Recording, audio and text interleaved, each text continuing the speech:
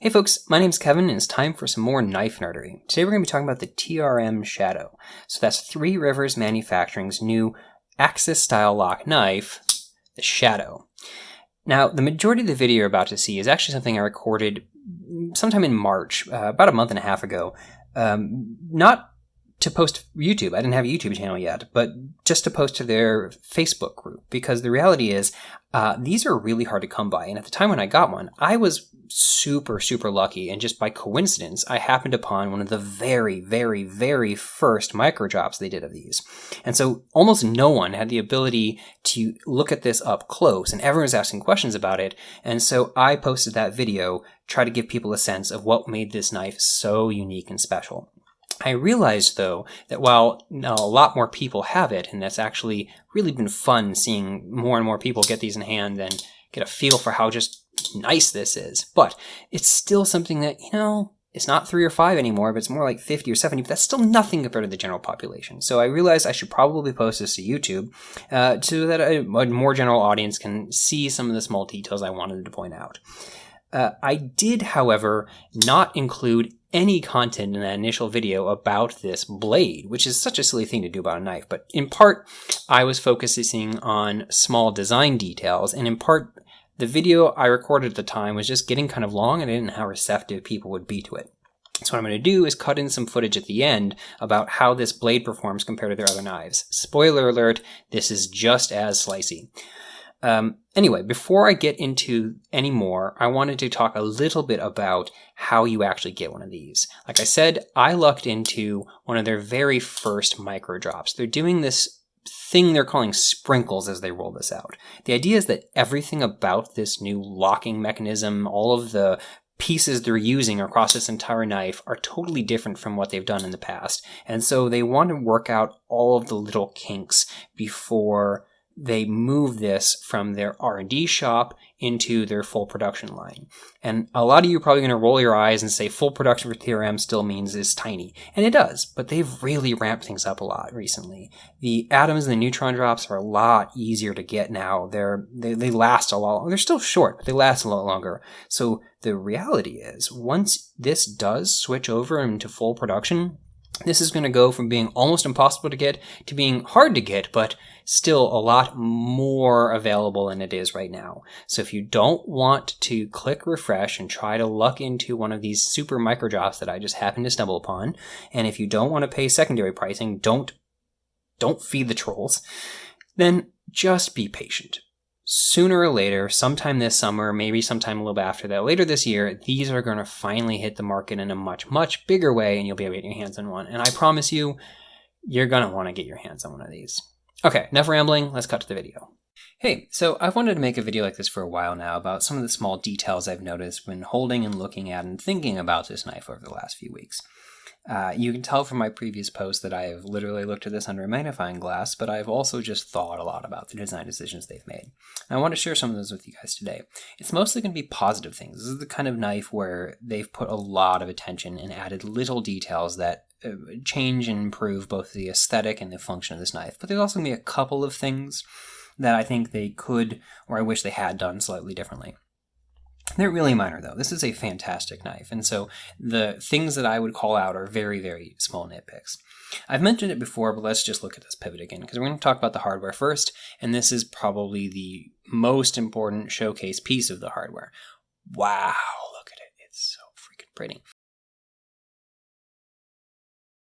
I want to call it out because it's amazing, but also because this radial pattern is mirrored somewhere else in the knife. And so I want to make sure that people know what I'm talking about when I say the radial pattern. The other thing I want to point out about it, again, is that there are these 3 distinct tiers. You can see the light reflecting, 3 distinct slopes. And that's because the face of the pivot is actually contoured with the scales themselves. This is the plane on which the pin goes through, and it's actually contoured this way so that it is flush. That's amazing. That's an incredible little detail that you don't find, period. But this is the kind of pivot you find on knives that are 3 times this price, and this is already an expensive knife by most people's standards, so that says a lot. Again, talking about the pivot on the back, the tooled side of the pivot on TRM knives has never been anything to scoff at. It's always been very nicely done, but the one on the Shadow is just a whole league of its own. The mirror finish, the crisp, clean edge of that counterbore, it is spectacular.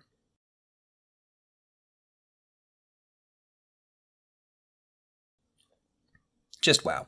Okay, so right next door, let's talk about these access lock style, river lock in this case, studs.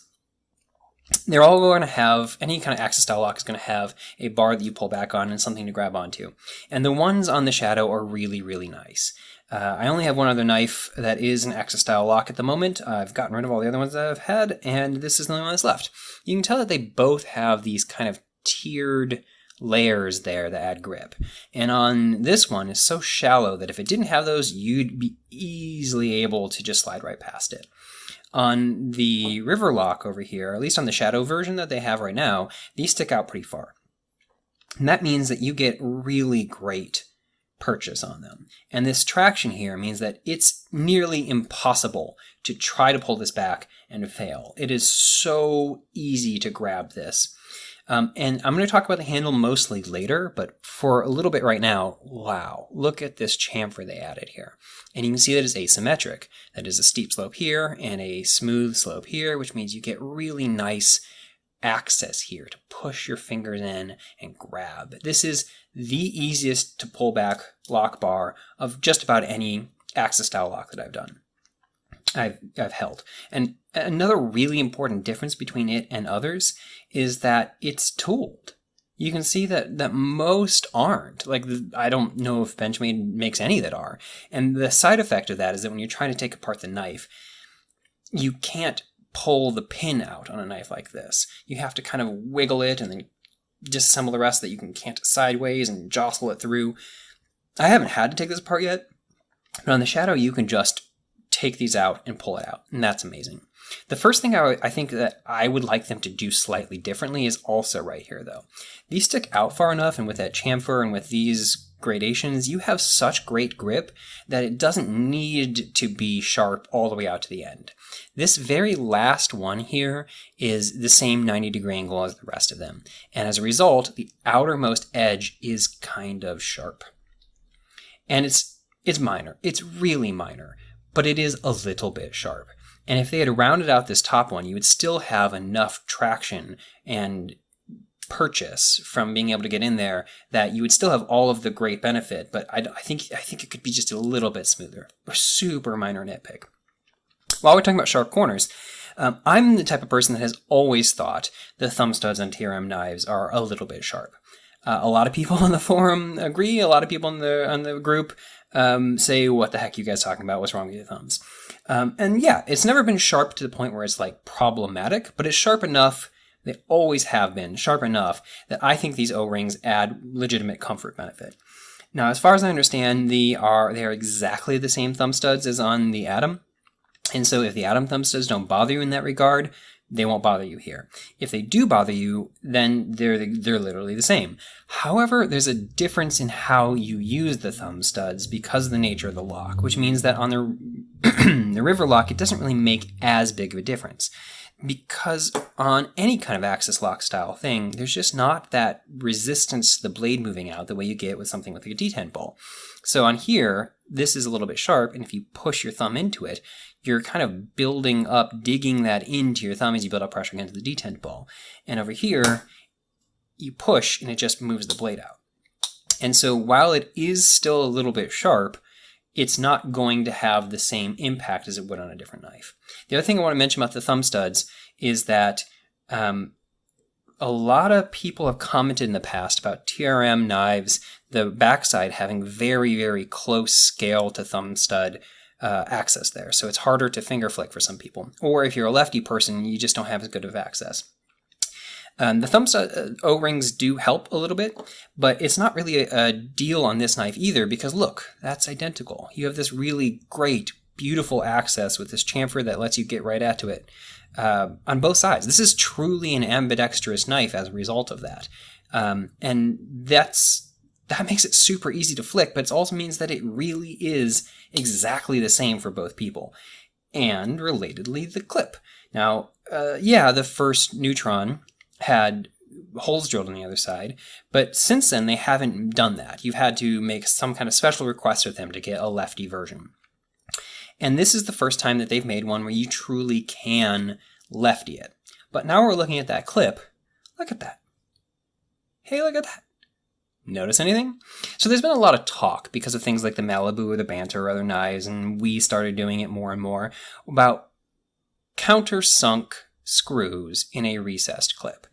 And TRM has flirted with the idea in the past. You can see on the Atoms, the clip itself is recessed, but the screws are not countersunk. And then on like the Neutron, you got neither of those. But over here, they have actually fully done that. And that is spectacular. But I also want to talk about the evolution of the clip itself. Because on something like the Atom, you have two holes and then a slot underneath. And as I understand from reading posts in the past, it used to have two holes and two holes, and that was really hard to align. And they made it into a slot so that it was easier to get a screw through.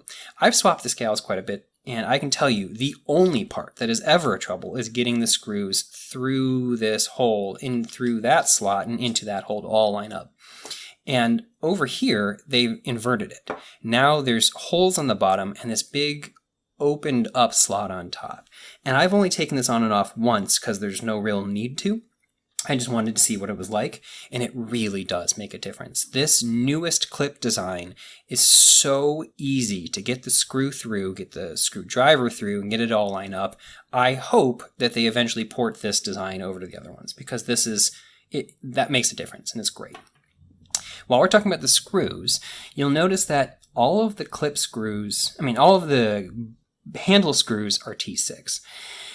And this is interesting because I noticed in one of the posts that Marianne made that she called attention to that. And in a conversation with me in a response to one of my earlier posts, she called that to my attention again. And she said that they made this decision deliberately. And now I want to be very clear up front that I didn't have like a long conversation with her or anything. It was literally like one single back and forth. So if I'm misrepresenting anything she's saying at all, if I misunderstood it or I'm saying it wrong here, I want to apologize in advance. But I originally was surprised to hear her calling attention to them going out of their way to make T6 body screws, because generally speaking, there's been a push to move away from T6 in the knife industry, spurred by knife enthusiasts and people like Nick Shabazz and reviewers on YouTube. And the general idea behind that movement is that because T6 are so small, the amount of the metal that's physically interfacing with the tongs on the T6 driver is really, really small. And so it's easier and more likely to strip out a T6 screw than it is a T8 or a T10 or something bigger. Now, in my experience, the hardware that TRM sources is really, really good. Now, you can strip out anything, and there will be people who will have stripped these out and have put barely any pressure on it, and they're, what do you mean? A screw is stripped out super easy on me. And there exceptions will happen, but generally speaking, these are good screws that have good, deep engagement, firm grip, and they're unlikely to strip. And so in my experience, them being T6, which they are on basically all of their past knives, is not a problem. But still, why would they do it deliberately? And it's interesting. What she said is the reason is actually something I had noticed independently, but I didn't know that was the cause. She said that the T8 screws that they were considering had a larger head, and it meant that they wouldn't be as flush if they used them. So they used T6 screws so that they would be flush and be functionally, physically more comfortable here. Now, there's all sorts of size and shapes of screws, and I don't know who they're able to source through, so I don't know if they would have been able to achieve that same effect using T8 hardware. But what I can tell you is that the effect does work. I noticed on my own that these are incredibly flush. And I know that if you, look at this guy, for example.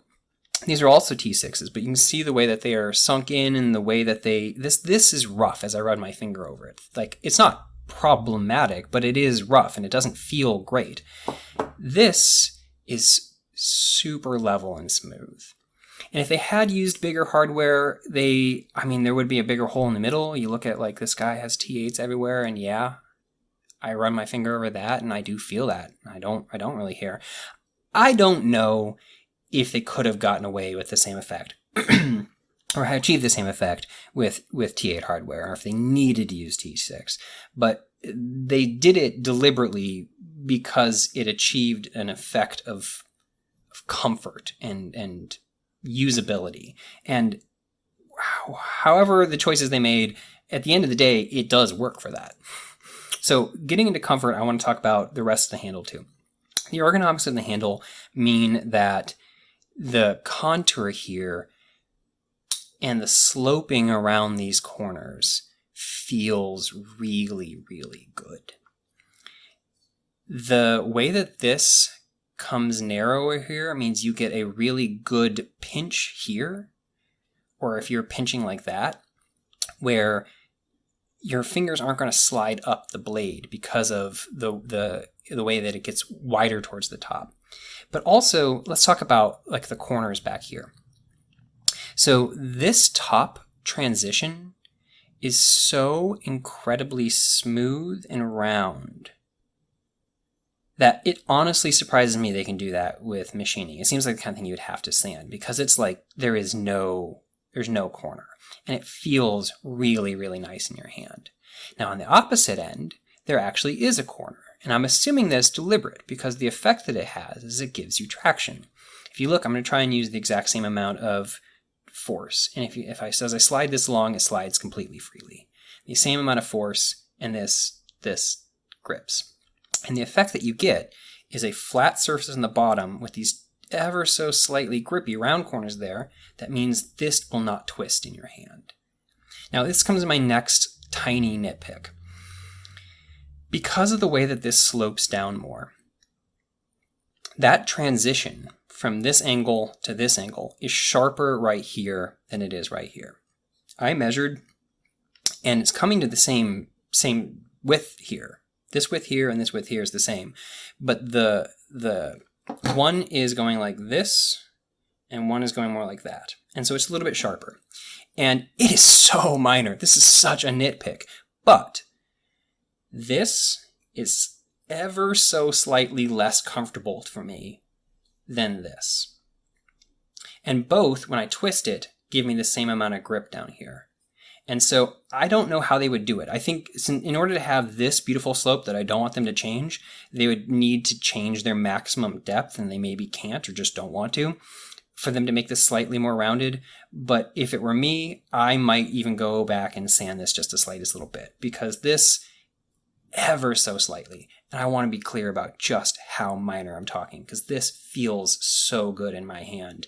But this versus this feels better. While I'm talking about that gradient, so G10 is a layered substrate composite material, and it's the same kind of thing as micarta or carbon fiber, where there's a fabric that's been layered and stacked, and then it's been heat and pressurized with resin into a stabilized material. And the side effect of that is that when you do contour it, you are wearing away those layers and revealing the layers underneath, like a topographical map. And this is something that is both functional, like the slope is functional, but the layering being revealed is something that's aesthetic. And for most knife designers, that is just kind of a byproduct, and it's just something that happens, and they're not really thinking about how that affects the visual of the knife. Now, I don't know how much TRM was either, but I'm going to show you how it is compared to others, because I think it is a very, very nice aesthetic on this knife. So looking at this guy again, this is actually one of the best examples I've seen of Benchmade making a contoured G10. And it feels really, really nice. But if you look at the way that those layers get revealed, it's not really doing anything with the form of the knife itself. It kind of is following this flare here, but not actually in line with it. That seems more of a side effect than anything. And On TRM's knives, there's actually a pretty big degree to which the layering that gets revealed mirrors something or gives a visual effect that is positive, not just happens to be there. People often describe the nerd as feeling like a river rock because it just has this shape and size and the amount of contour where it just feels like the kind of stone you'd pick up at the side of a lake or something that you would try and throw to skip. And the contouring on the G10, or any of their ones that have this layered effect, gives these rippling lines that come out, that mirror that aesthetic, that gives you that appearance of like the ripples of water when you throw that rock into the river. And it looks beautiful and feels right with the knife and gives you an appearance. Now, it's not contoured ripples on the shadow, it's straight lines. And so they could have sloped this down and it would have given these kind of rolled line ripple look there, and they didn't. And again, maybe this is a side effect, but the end result is you get a very cool aesthetic that's different and distinct from the other one. If you look here, we've got these layers here that form straight lines. And those lines get slowly narrower and narrower and narrower.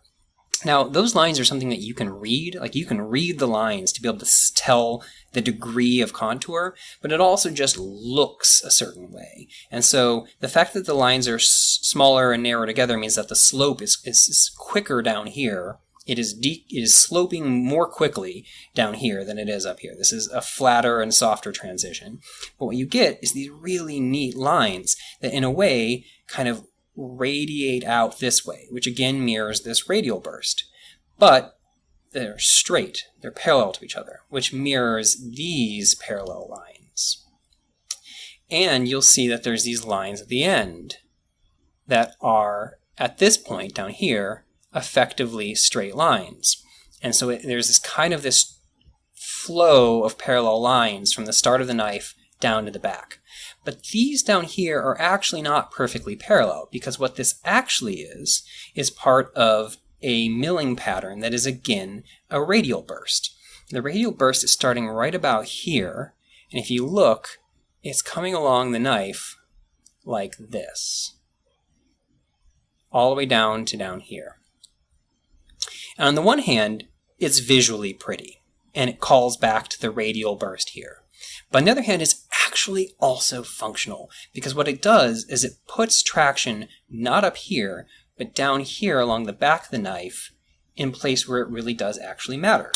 Because when you're holding the knife, when you're trying to, like, say, for example, pull this back, you don't have a whole lot of grip on the knife because two of your fingers are engaging in the lock bar, and so the back of it plants against the back of your palm. And that little, it might look inconsequential, but it's not. That milling there really does give it grip. If I take the exact same amount of force and slide this along my palm versus sliding this grips. Now, on my particular knife, so on the Shadow, they have this chamfer along the inside chamfer here that runs all the way along the back. And it's something that is even done into these liners here. And it looks just beautiful. And my particular knife, because it's one of the very first batch, I actually have this little machining mistake here. Right? There, you can kind of see it. The chamfer ends abruptly on this end a little bit too early. And you can see that down here, there's actually a very subtle asymmetry as well. Now that's purely aesthetic. It's not functional at all. I don't mind it at all. But other people have pointed it out to Marianne already, and she said that on current batches, that has been fixed, and these are now going to be perfectly symmetric. While I'm looking back here, though, I want to call out the last thing, which is the only thing that, to me, felt like it wasn't a nitpick. But I've messed with it, and I think it doesn't actually matter, but I want to call people's attention to it. Now, the nature of omega springs means that there's something that's wrapped around here and comes into the shape of omega, and then pins into the liner through little part of the spring that sticks out. I'm going to have to get a white surface so you can see this better. Now, those springs stick out into the center of the knife. And aesthetically, it's not pretty, and largely in part because it's asymmetric. But more importantly, it sticks out into the actual path of the blade.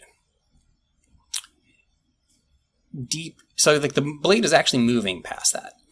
My initial concern is that the blade would be able to hit it. Now, the blade is perfectly centered on this knife, and I've never had any issues with that whatsoever. But my concern was that people take these kinds of knives and they flick them around like this, you know? And so imagine that you didn't notice that your pivot became loose, and imagine that the knife was accidentally pushed up against the side because it was loose, and you're swinging it around like this. I was worried that it would swing into and hit that pin and roll the edge. Now, I tested this by loosening this all the way and pushing the blade over. And even trying to make it hit, I couldn't ever actually make it touch. But it came so close to touching that it made me uncomfortable. And so I don't know what they do about this. I'm sure they've got like a batch of 30,000 of these, and I'm not going to go around and clip every single one, and I'm sure there's variants amongst all of them. What I'm personally going to do, I haven't had to take this knife apart, but when I do finally take this knife apart, the very first time, I'm probably going to take a pair of wire clippers and snip that just a little bit shorter. Again, I want to stress that I couldn't get it to touch even when I tried, but I've noticed on other people's pictures too that theirs stick out as well, and I wish it didn't. I wish it didn't. The last thing I want to talk about since I'm back here is the spine of the blade. You'll see that here you have the same kind of finish as you do right here, but up here this is mirrored. And that might seem trivial or even just cosmetic, but it's not, because on an axis lock, this lock bar glides along that surface. And as a result, you want it to be as smooth as possible, so this is as friction-free as possible. And over on this guy, you can see that I have a very nice worn-in effect here, that this is glassy smooth. This is glassy smooth as it rolls over. But it didn't come that way. It had to wear in. Whereas this knife, being mirrored finish like that, is almost exactly as smooth, and it came like that right out of the box.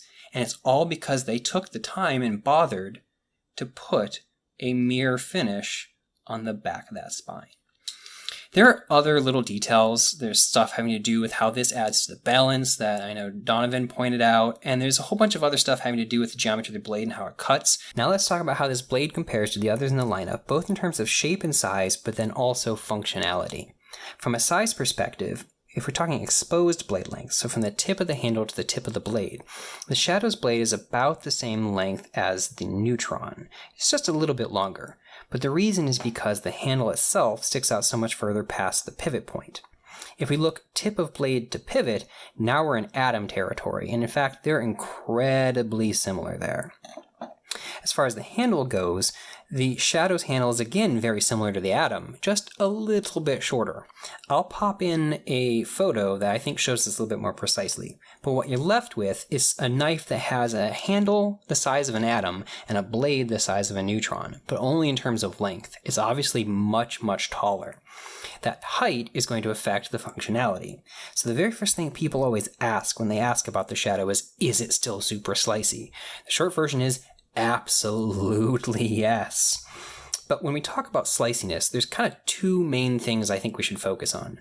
The first is how well does a blade enter into and continue traveling forward through a material. That's how much resistance does it have when trying to split something in two. That's the most classic form of sliciness. But the second thing I think that's really worth considering is once it's in the material, how maneuverable is it within the material? How well can you move it around once you start the cut?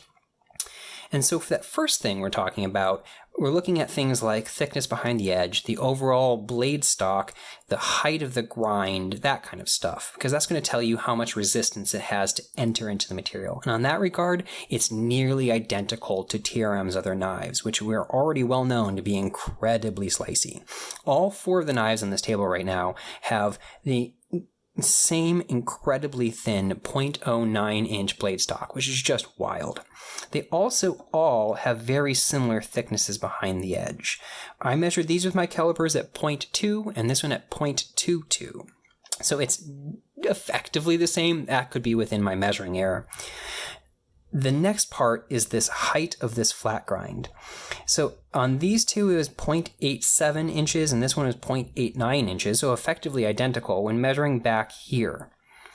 What's different is that this height means that this full thickness extends for a longer period and out further. What this means is that this blade is going to want to travel in a straight line more easily. So if you're doing a push cut through cardboard, this knife is going to want to keep going perfectly straight because the material you've already cut through is pressed up against the height of the blade and holding it in that same straight line. A thinner blade like this is going to be more maneuverable within the cardboard once you've just started the cut. So if you're trying to do like a radius cut around, like a circle or something, that becomes even more true the further you get out towards the tip, as long as you're not quite at the tip just yet, because then they get very, very close to each other. But if you're back here, like an inch further from the tip where this knuckle is, this is still at full blade stock all the way out here, whereas these have already thinned out quite a good bit. So if you're cutting in through something close to but not at the tip, you're going to have a lot more maneuverability on something like this. But this extra thickness gives you an increased robustness behind the tip. They both come to a very, very precise cutting tip, but you can see that this one has a lot more meat behind it back here. And so what I think that really helps for is if you're doing something like a utility cut with the actual tip, it's easier to plant your finger right here and put force into it. So when it comes to actually cutting at the tip itself, while they're all really good, this one is particularly good. So what I find that the extra thickness also adds is just this kind of sense of rigidity. It adds an extra bit of robustness to the feeling. TRM knives aren't flimsy by any means, but they are certainly that thin and light knife category. Whereas this Shadow here is kind of like if a thin and light knife were built more like a tank. And that combination there, if that extra sense of rigidity and robustness, plus with just how good this fits in this kind of grip, means that on recycling day, when I need to break down a bunch of cardboard, my God, this is my go-to knife. This is so good for just grabbing, pushing through a whole bunch of cardboard, even if it's double ply, and then flipping it back and putting it in your pocket. So this has become my go-to recycling day blade. Of all the knives I have, this is the best. What I wanted to end on is just, again, this is a knife that has so many little details that they've thought through. You can tell so strongly that they have thought about this knife, obsessed over this knife. They're taking a really long time to roll it out, in part so they can fix things like that, but also in case, like, they probably won't change this, but they might. And that's the kind of stuff that they do.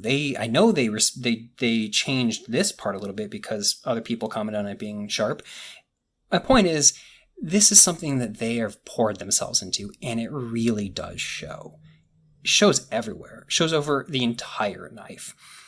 I think that it's hard. This is the kind of knife that when you look at it, it's beautiful, and when you hold it, it's beautiful. And that's a weird word to use for holding a knife, but it just feels so good in your hand in a way that is beautiful. It's amazing. It's a very, very well-designed knife.